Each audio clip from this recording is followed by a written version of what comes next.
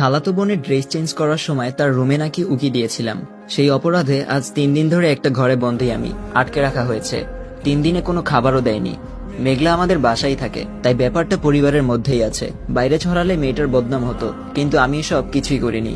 মেঘলা আব্বুর কাছে বিচার দিল, আর আব্বুও তার কথা বিশ্বাস করে নিল। আমার কথা কেউ শুনলই না, উল্টো আব্বু স্টিলের লাঠি দিয়ে মারলো আমাকে। আম্মুও কিছু বলল না, তবে ওনার চোখেও ঘৃণা। মাও বিশ্বাস করে নিয়েছে আমি এই কাজটা করেছি।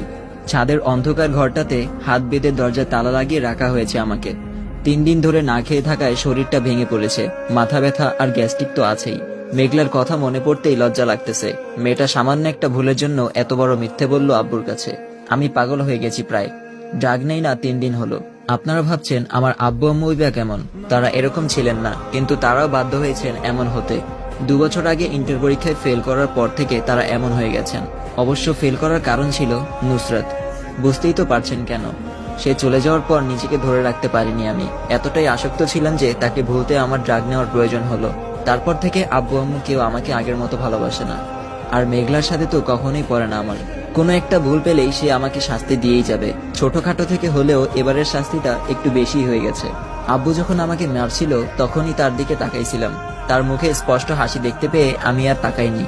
চোখ নামিয়ে নিয়ে মার সহ্য করছি। প্রত্যেকটা আঘাত চোখ থেকে রক্ত কান্না